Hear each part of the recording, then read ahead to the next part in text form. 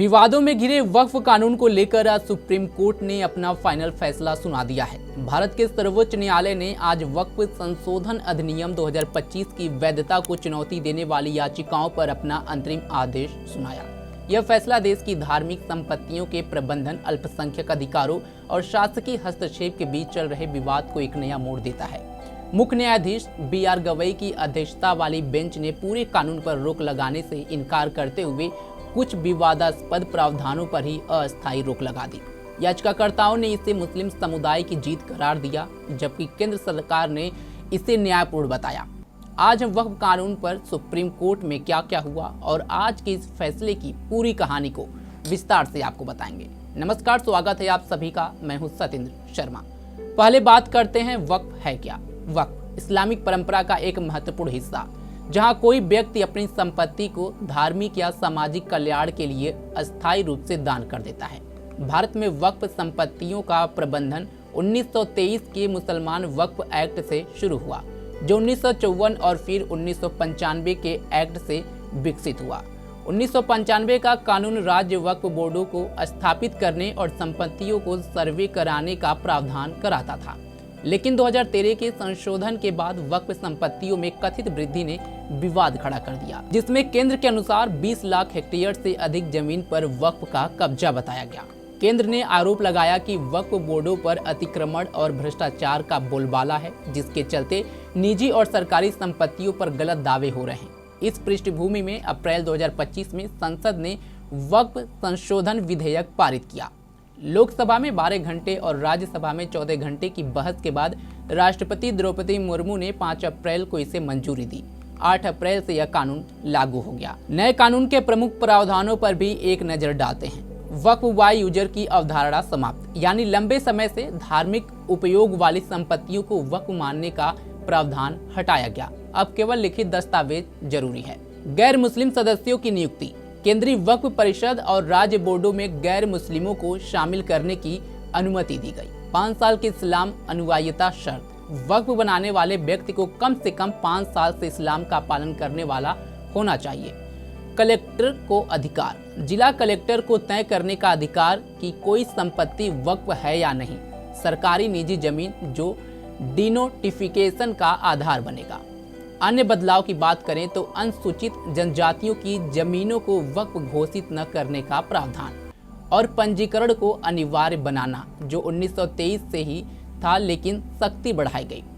केंद्र ने इसे unified Waqf management empowerment efficiency and development act कहा, जो भ्रष्टाचार रोकने और संपत्तियों को बेहतर प्रबंधन करने का दावा करता था। लेकिन विपक्ष और मुस्लिम संगठनों ने इसे मुस्लिम संपत्तियों पर सरकारी कब्जे का साजिश करार दिया।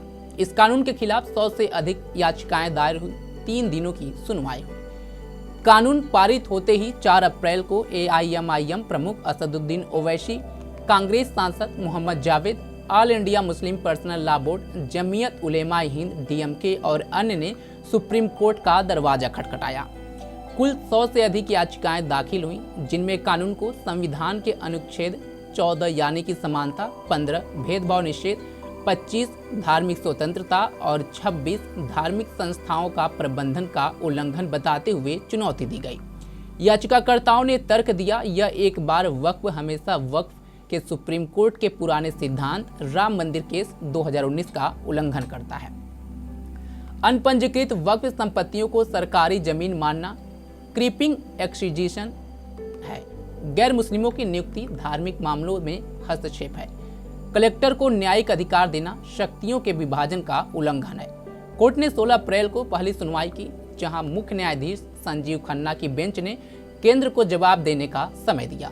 सॉलिसिटर जनरल तुषार मेहता ने आश्वासन दिया कि कोई नई वक्फ संपत्ति डिनोटिफाई नहीं की जाएगी और बोर्डों में नई नियुक्तियां नहीं होंगी। 17 अप्रैल को सभी याचिकाओं को क्लब किया गया। 29 अप्रैल को 25 अतिरिक्त याचिकाएं खारिज कर दी गईं। मई 2025 में मुख्य न्यायाधीश BR गवई और जस्टिस AG मसीह की बेंच ने 3 दिनों यानी कि 20-22 मई तक सुनवाई की। वरिष्ठ वकील कपिल सिब्बल ने कहा, वक्फ अल्लाह को समर्पण है, परलोक के लिए या ईश्वर को दान है, जो अन्य धर्मों से अलग है। सिब्बल ने इसे गैर न्यायिक प्रक्रिया से वक्फ पर कब्जा बताया। अभिषेक मनु सिंघवी ने कहा, कानून कभी जमीन देता है, कभी छीन लेता है, भगवान नहीं बन सकता। केंद्र की ओर से तुषार मेहता ने बचाव किया कि पंजीकरण 1923 से अनिवार्य है और यह धार्मिक प्रथाओं में हस्तक्षेप नहीं है, बल्कि प्रशासनिक सुधार है। 6 बीजेपी शासित राज्य हरियाणा, महाराष्ट्र आदि ने कानून का समर्थन किया। 22 मई को फैसला सुरक्षित रख लिया गया था। आज सुप्रीम कोर्ट के इस ऐतिहासिक फैसले में क्या क्या हुआ? 3 प्रमुख प्रावधानों पर रोक। आज सुबह 10:30 बजे मुख्य न्यायाधीश गवई की बेंच ने फैसला सुनाया। कोर्ट ने स्पष्ट कहा कि पूरे कानून पर रोक लगाना दुर्लभतम परिस्थितियों में ही संभव है और यह संवैधानिक मान्यता प्राप्त संसदीय कानून है, लेकिन कुछ प्रावधानों पर अंतरिम रोक लगा दी गई। जब तक आगे सुनवाई न हो तब तक इस पर रोक होगी। अगर बात करें इस फैसले की कुछ प्रमुख बिंदुओं की, तो 5 साल के इस्लाम अनुयायिता शर्त पर रोक। वक्फ बनाने के लिए व्यक्ति को 5 साल से इस्लाम का पालन करने वाला होना जरूरी। इस प्रावधान को तत्काल निलंबित कर दिया गया। कोर्ट ने कहा, यह धार्मिक स्वतंत्रता का उल्लंघन है। राज्य सरकारें उचित नियम बनाएं कि कौन इस्लाम का अनुयायी माना जाए। यह रोक तब तक लागू रहेगी जब तक नियम न बने। कलेक्टर के अधिकार पर रोक। जिला कलेक्टर को संपत्ति के वक्फ दर्जे का फैसला करने का अधिकार। कोर्ट ने कहा, कमिश्नर या कलेक्टर को स्वामित्व अधिकार तय करने का अधिकार नहीं दिया जा सकता। यह विधायिका और न्यायपालिका में हस्तक्षेप है तथा शक्तियों के विभाजन का उल्लंघन है। कोर्ट ने जोर दिया कि 1923 से पंजीकरण प्रणाली चली आ रही है, लेकिन डिनोटिफिकेशन पर कोई कार्रवाई न हो। पहले कोर्ट द्वारा घोषित वक्फ संपत्तियां सुरक्षित रहेंगी। वक्फ बाय यूजर और गैर मुस्लिम सदस्यों पर आंशिक रोक। वक्फ बाय यूजर को रद्द करने पर रोक और बोर्डों में गैर मुस्लिम सदस्यों की नियुक्ति पर सीमा। कोर्ट ने कहा, बोर्ड में अधिकतम 3 गैर मुस्लिम ही हो सकते हैं, जहां तक संभव हो। मुख्य कार्यकारी अधिकारी यानी कि सीईओ मुस्लिम समुदाय से हो। कोर्ट ने अनुच्छेद 26 का हवाला देते हुए कहा कि धार्मिक संस्थाओं का प्रबंधन समुदाय का अधिकार है। कोर्ट ने आगे सुनवाई के लिए तारीखें तय की और कहा कि अनपंजीकृत संपत्तियों पर कोई कार्रवाई न हो। यह फैसला याचिकाकर्ताओं की मांगों का आंशिक समर्थन करता है, लेकिन पूर्ण स्टे से इनकार करता है। आपको बता दें कि भारत में 8 लाख से अधिक वक्फ संपत्तियां हैं, जो रेलवे के पास सबसे बड़ा भूमि धारक है। सुप्रीम कोर्ट के इस फैसले से फायदा और चुनौतियों की बात करें तो सकारात्मक प्रभाव जो है मुस्लिम समुदाय के लिए 100 साल पुरानी संपत्तियों जैसे मस्जिदें, कब्रिस्तान की रक्षा करता है। डिनोटिफिकेशन रुकने से अतिक्रमण के डर से राहत। चुनौतियों की अगर बात करें तो केंद्र के सुधार प्रभावित हो सकते हैं। अनपंजीकृत संपत्तियों पर विवाद बढ़ सकता है, क्योंकि कोर्ट ने पंजीकरण को 1923 से अनिवार्य माना। आगे का रास्ता क्या होगा उस पर भी एक बार नजर डालते हैं। पूर्ण सुनवाई में कोर्ट एक बार वक्फ हमेशा वक्फ सिद्धांत की पुष्टि कर सकता है। राज्य सरकारें नए नियम बनाने को बाध्य है। यह मामला राम जन्मभूमि जैसे धार्मिक विवादों से जुड़ सकता है।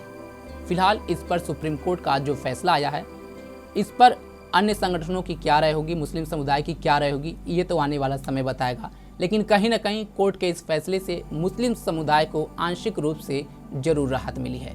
फिलहाल अभी के लिए बस इतना ही। देश दुनिया की तमाम खबरों के लिए जुड़े रहें हमारे साथ और देखते रहें पंजाब केसरी.com। धन्यवाद।